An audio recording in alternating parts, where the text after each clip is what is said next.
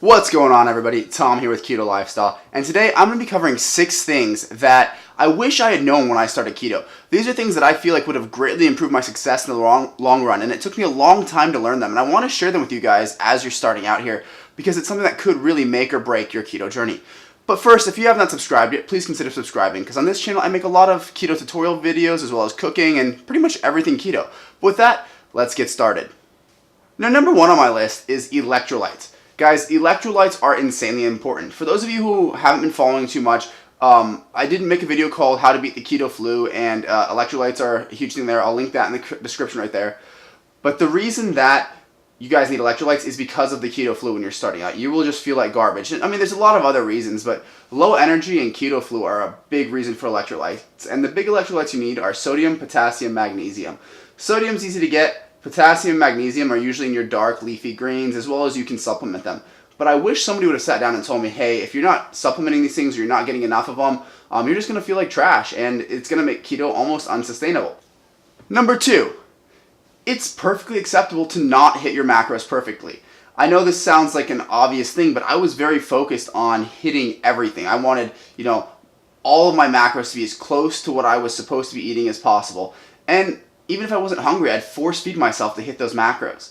That's really not healthy, honestly. If you're not hungry, don't eat. No, I'm not saying that you should be eating 1,200 calories a day if you're, 6'4" and 500 pounds or whatever. I'm not saying you should go into an insane deficit. What I'm saying is if you've had, close to your macros for the day and you're a little under, but you're just not feeling hungry, it's okay to not eat. You don't have to be on that number every day. The worst that's going to happen is you're going to lose weight faster. Again, there are some exceptions to this when you're talking about like doing really insane deficits, but for the average person, it's okay if you have a day or two where you don't hit that number. I think the best description that I've heard of this is that your carbs are a limit, your protein is a goal, and your fats are a lever. So by that they mean definitely don't go over your carbs, try to get as close as you can to your protein, and your fats, get them up. But remember, any fat that you're not consuming to use and your body needs fat to make ketones, it'll just take off the body. So you're actually helping yourself out a little bit if you don't go as high on your fats. Number 3 is drink water.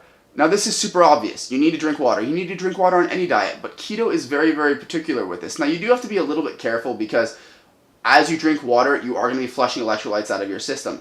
Now, that's why we're drinking plenty of electrolytes or consuming plenty of electrolytes. We want to have those electrolytes because the more water you drink, the more you're going to need. That being said, I drink around a gallon a day. That's what I recommend for people. It's going to help flush things out of your system a lot better. It's going to keep you more regular. Hydration is just key.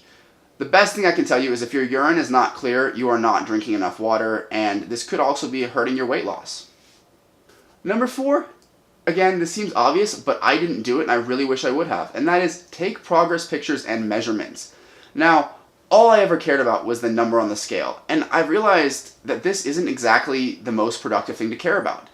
For example, my girlfriend who recently started keto has been stuck at the same weight for quite some while, but if she looks at her pictures that she takes once a week, you can tell that there's a recomposition going on. So that plateau isn't really a plateau. She's just putting on muscle while losing fat, which is totally doable for someone who has not been lifting for a very long time. The same thing goes for measurements because, even if you're not losing weight or you're not seeing any difference in the progress pictures, if you lose like half an inch off your waist, clearly some progress has been made. So just because the scale gets stuck does not mean that your progress is stuck. And this was a hard thing for me because I didn't have any of these measurements or any of these pictures of me at the beginning. That's why if you look at my videos when I'm showing pictures of me back when I used to be fatter, they're always the same pictures. I just don't have very many of them. So I really recommend you guys, I know it's awkward, but get down to your boxers, get down to your underwear, take pictures of, your body. Don't show them to anybody. These pictures are just for you unless you decide to do the whole social media thing. But, take them for yourself and then in a month take another one and line them up side by side. I guarantee you're going to see a difference if you've been following the diet properly. And that's what's really going to motivate you. Not necessarily seeing the number on the scale to drop, although for some people that does motivate them, but seeing that I look more like what I want to look like in the future right now than I did a month ago, that is the biggest motivation of all.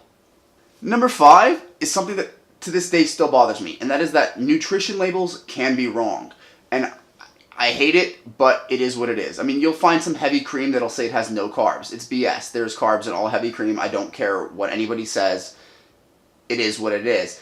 I've also seen on some nutrition labels that they actually remove sugar alcohols from the carbs for you, but then they still list them underneath the carbs. So when you really look down at it, you'll see, oh, there's 2 total carbs, 5 sugar alcohol, and 2 sugars. Then you may make the mistake of subtracting the sugar alcohols again. Now in this example, it's very obvious that they've already done that because there would be, you'd be subtracting more carbs than there actually are in the whole thing being reported. But again, this can be very confusing if there's, 5 grams of sugar, 5 grams of sugar alcohols, and it says 5 total carbs. You really have to just think about it for a second and go, oh yeah, this is not a 0 carb product. They've already subtracted the sugar alcohols for me. This can be confusing to people that are just starting out, and it'll end up with your carb counts being a lot higher than you were aiming for. And it's not that you made a bad choice, it's just that the label was very confusing. Along these same lines, the apps that you use to track the macros aren't always accurate either. So be very careful when you scan something that the macros that are on the bag are actually what are input in MyFitnessPal or Carb Manager or whatever other app you're using. Make sure that the macros are correct, because I have found a lot of cases where they aren't, and I've had to actually submit like a thing to have it updated because it's just not correct. This can mess with you too. If you're just taking what other people's word on the macros, you may end up higher or lower than you should be.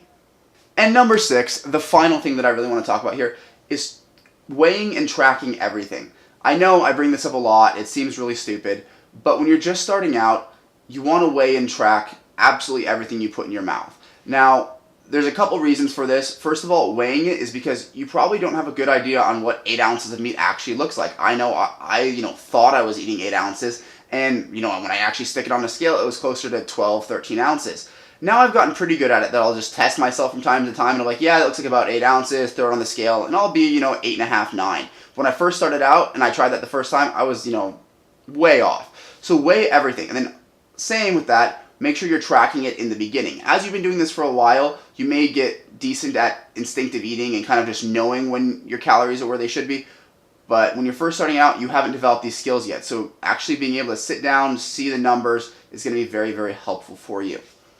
But that closes up my list of things that I really wish I had known when I first started keto. There are a lot more things out there, but these are 6 that I found to be just very important. I was actually going to make the list 5, but the 6th one came up and I was like, you know what, I really need to talk to you guys about this as well. But I hope you learned something, and if you did, make sure you hit that subscribe button, because it really does help me out a lot. And like I said, I release 3 videos a week, all of which related to keto. But if you like the video, leave it a like. If you have any questions or comments, leave them in the comment section. But with that, I'll see you guys in the next one.